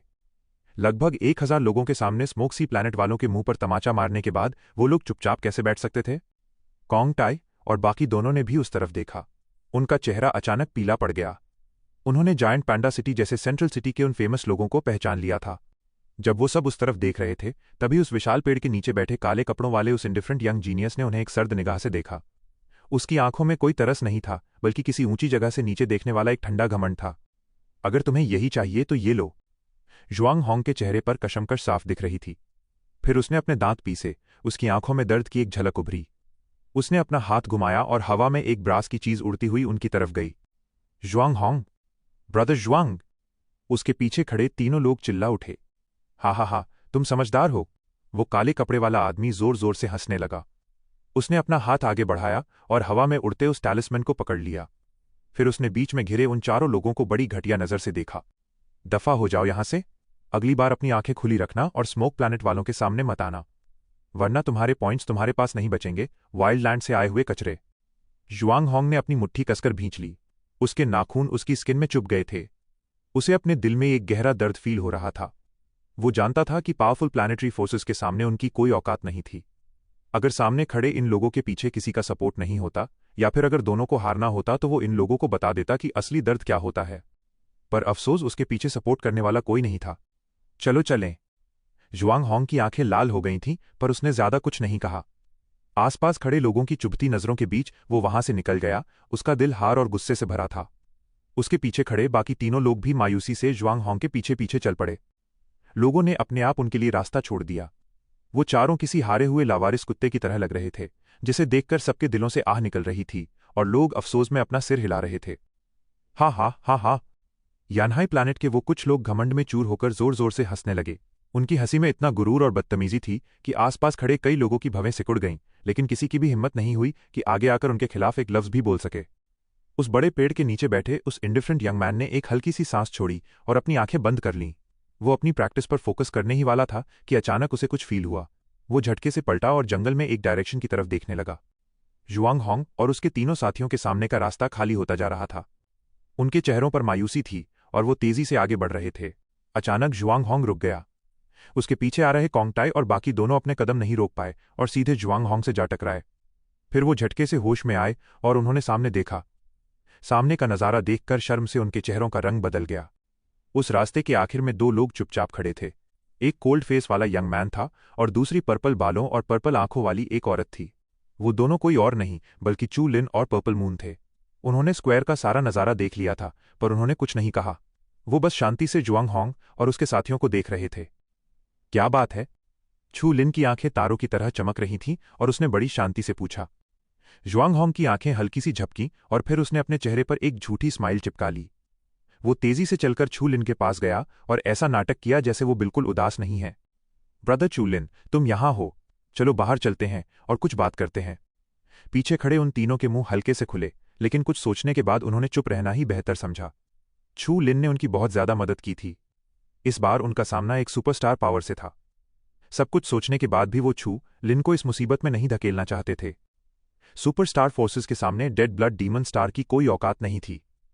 उन्होंने जायंट पैंडा सिटी में डेड ब्लड डीमन स्टार की बहुत सी टीम्स को सुपरस्टार्स के हाथों कुचलते और पल भर में टूटते हुए देखा था।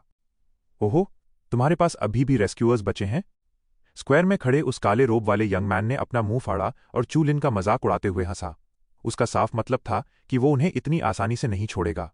वैसे भी उसके सिर पर एक बहुत बड़ी पावर का हाथ था, इसलिए उसे किसी बात का कोई डर नहीं था। आसपास खड़े लोगों का शोर भी थम गया। उन्होंने भी इंटरेस्ट दिखाते हुए उन लोगों की तरफ देखना शुरू कर दिया।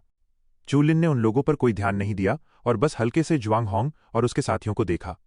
तुम लोगों ने पलटकर हमला क्यों नहीं किया? भले ही वो लोग तुम्हें हरा सकते थे, पर वो तुम्हें जान से तो नहीं मार सकते थे ना? वो लोग सुपर प्लैनेट के लोग हैं। जुआंग होंग ने अपनी मुट्ठी भींची और उसकी आवाज बहुत भारी थी। वो जानता था कि शायद इस वक्त छू लिन उसे बहुत कमजोर समझ रहा होगा। जब से उसने छू लिन का साथ पकड़ा था, उसने कभी छू लिन को किसी से डरते हुए नहीं देखा था। यहां तक कि जब उसने पहली बार ब्लडी स्पेस में कदम रखा था, तब भी ये इंसान बिल्कुल निडर था और उन सब पर मुक्का उठाने की हिम्मत रखता था जो उसे दबाने की कोशिश करते थे। चू लिन ने ज्वांग होंग की तरफ देखा, जिसकी आंखों की गहराइयों में गुस्सा उबल रहा था। उसने मुस्कुराकर उसकी पीठ थपथपाई। फिर उसने स्क्वायर की तरफ देखा, जहां उस विशाल पेड़ के नीचे बहुत सारे खतरनाक वॉरियर्स जमे हुए थे। चू लिन की आंखें हल्की सी सिकुड़ी और उसने धीरे से कहा, अगर मैं उन स्मोक स्टारफिश वालों को रोकने में तुम्हारी मदद करूं, तो क्या तुम में अपना हारा हुआ रून वापस छीनने की हिम्मत है? चू लिन की बात सुनकर ज्वांग होंग अपनी जगह पर जम गया। उसने मुस्कुराते हुए चेहरे वाले चू लिन की तरफ देखा। अचानक उसकी आंखों में एक ज्वाला सी भड़क उठी और उसका गुस्सा और हिम्मत दोनों एक साथ बाहर आ गए। ब्रदर चू लिन, मैं तुम्हारी बात मानूंगा। ज्वांग होंग ने एक गहरी सांस ली। वो लोग जायंट पैंडा सिटी में काफी अंदर तक पहुंच गए थे, पर उन्होंने ज्यादा हवाबाजी करने की हिम्मत नहीं की थी। इसलिए उन तक इन्फॉर्मेशन बहुत देरी से पहुंचती थी और उन्होंने बोन डिस्ट्रॉइंग स्टार डोमेन पर चू लिन की जीत के बारे में नहीं सुना था। पर इससे चू लिन पर ज्वांग होंग के कॉन्फिडेंस में कोई कमी नहीं आई। ये कॉन्फिडेंस चू लिन के उन इन्विंसिबल तरीकों से आया था जो उसने ब्लड स्टार अरीना में घुसने के बाद से दिखाए थे। उसकी तेजी से बढ़ती पावर और कभी न झुकने वाला घमंड ही उसकी सबसे बड़ी अचीवमेंट्स थीं। इन्हीं चीजों ने ज्वांग होंग को यह भरोसा दिलाया था कि सुपरस्टार्स के सामने भी चू लिन डटकर खड़ा रह सकता है। शुरुआत में वो चू लिन को इस मामले में नहीं घसीटना चाहता था, क्योंकि वो चू लिन के लिए कोई मुसीबत खड़ी नहीं करना चाहता था, पर उसे उम्मीद नहीं थी कि चू लिन खुद आगे आकर उनकी मदद करेगा। चू लिन ने इस बार खुद आगे बढ़कर ज्वांग होंग की मदद नहीं की। वो बस चुपचाप उसके पीछे खड़ा रहा। उन लोगों के सिर पर एक सुपर प्लैनेट का हाथ था, पर इन चारों के पीछे खुद चू लिन खड़ा था। कोंगटाई, जोलियांग और डिंगयान की आंखें भी एक्साइटमेंट से चमक उठीं और उन्होंने अपनी मुट्ठियां कस लीं। उनके चेहरों के एक्सप्रेशंस पूरी तरह बदल चुके थे। आसपास खड़े लोग इन हारे हुए लोगों को अचानक इतना खूंखार होते देखकर शॉक रह गए। उन्हें बिल्कुल समझ नहीं आ रहा था कि कचरे के इस झुंड में अचानक इतना बड़ा बदलाव कैसे आ गया। एक मामूली सा दिखने वाला यंग मैन भला उन्हें एक्सट्रीमली ईविल प्लैनेट को चैलेंज करने की पावर कैसे दे सकता था?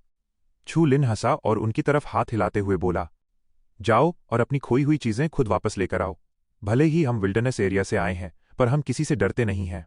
आज चाहे जो भी नतीजा निकले, मैं तुम्हारे लिए सब कुछ संभाल लूंगा। Wilderness area. चू लिन ने बिना किसी झिझक के बताया कि वो कहां से आया है। उसकी आवाज सीधे सबके कानों तक पहुंची। लोगों के चेहरों के रंग बदल गए और उनकी आंखों में एक अजीब सा एक्सप्रेशन आ गया। क्या ये वाइल्ड एरिया है? लोग मन ही मन हंसे बिना नहीं रह सके। बस इतना ही? मुझे लगा था कि वो लड़का कोई बहुत बड़ी तोप है। उसने एक सुपरस्टार पावर के सामने इतनी बड़ी बात बोलने की हिम्मत कैसे की? इतनी बड़ी बेवकूफ़ी करके कोई इस खूनी और जानलेवा इलाके में जिंदा कैसे बच सकता है? जैसे ही भीड़ में थोड़ी हलचल हुई, उन चारों ने एक साथ सिर हिलाया। वो अचानक पलटे और स्क्वायर की तरफ बढ़ने लगे। हा, तुम लोगों में सच में बहुत हिम्मत है। स्क्वायर में खड़े आदमियों का वो ग्रुप अभी भी वहीं था।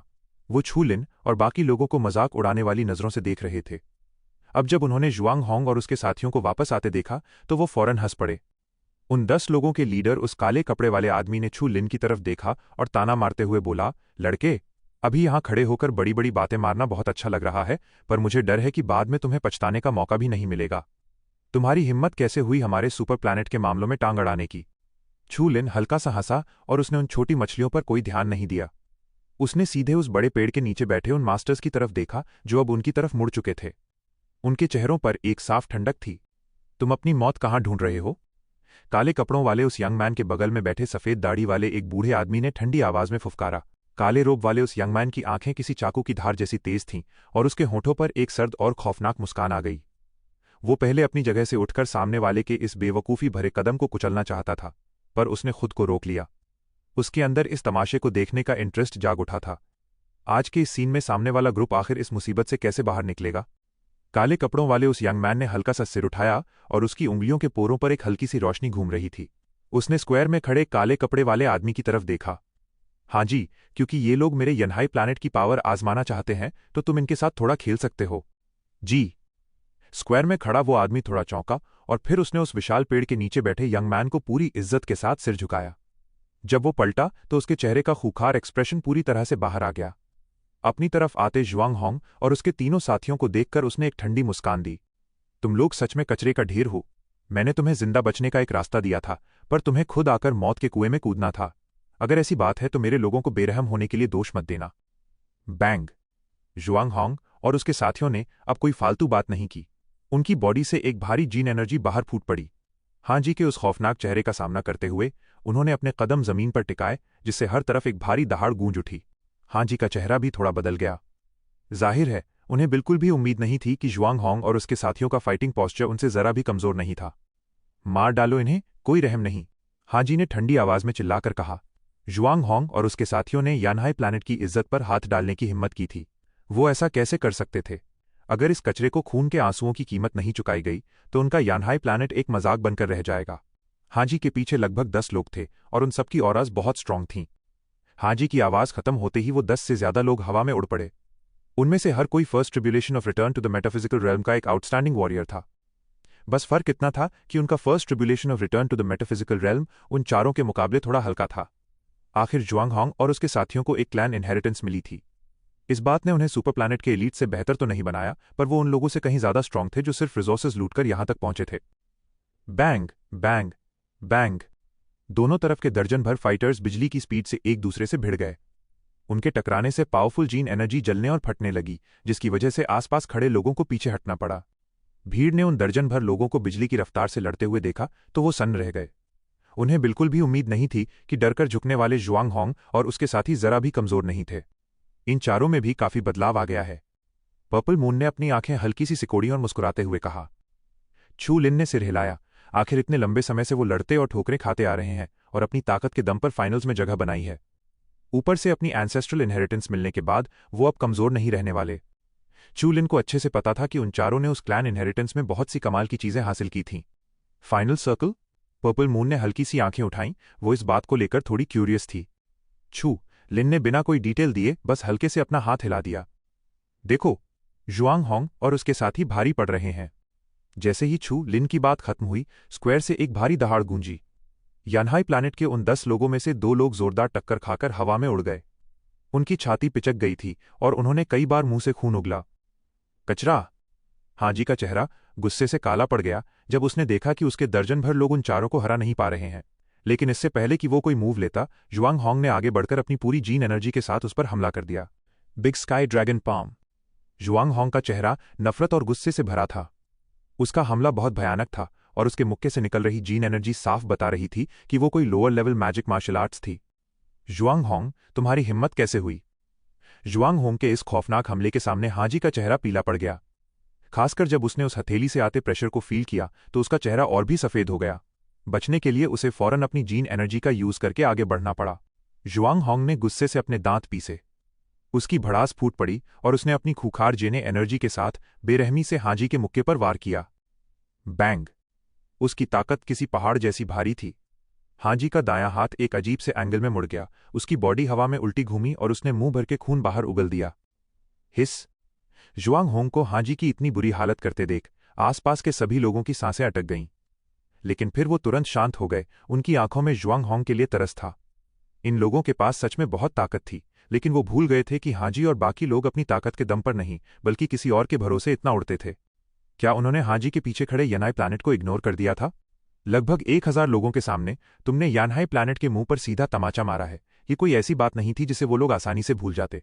बिग ब्रदर हान! बचे हुए 10 लोग एक एक करके रुक गए और हाजी के सामने आकर खड़े हो गए। उनके चेहरों पर खौफ साफ दिख रहा था। वो जुआंग होंग की ताकत से नहीं डर रहे थे, बल्कि इस बात से डर रहे थे कि अब उन जैसे कुत्तों को अपने मालिकों का गुस्सा झेलना पड़ेगा। कचरे का ढेर! उस बड़े पेड़ के नीचे बैठे सफेद दाढ़ी वाले बूढ़े का चेहरा गुस्से से भद्दा हो गया था। उसने अपना हाथ घुमाया, एक काली हवा उठी और उसने उन दर्जनों कुत्तों को जोरदार थप्पड़ मारकर पूरे जंगल में उड़ा दिया। Third peak of return to the metaphysical realm! सफेद दाढ़ी वाला वो बूढ़ा अपनी बाहें फैलाकर सीधे जुआंग होंग के सिर के ऊपर उड़ता हुआ आया। उसने अपनी हथेली नीचे दबाई और जीन एनर्जी का एक भारी तूफान उनके सिर पर आ गिरा। मेरे यानहाई प्लैनेट का एक कुत्ता भी तुम लोगों से ज्यादा कीमती है। वाइल्ड प्लैनेट से आए हुए कचरे, अब चुपचाप मरने के लिए तैयार हो जाओ। वो खूंखार जीन एनर्जी हवा को कुचलती हुई आगे बढ़ी। उसमें तबाही मचाने वाली ताकत थी और वो सीधे किसी बिजली की तरह जुआंग होंग से जा टकराई। जुआंग होंग के चेहरे का रंग पूरी तरह उड़ गया जब उसने अपने ऊपर उस तूफान को फील किया। पर्पल मून के चेहरे पर एक बेपरवाह सी मुस्कान आ गई। दफा हो जाओ यहां से!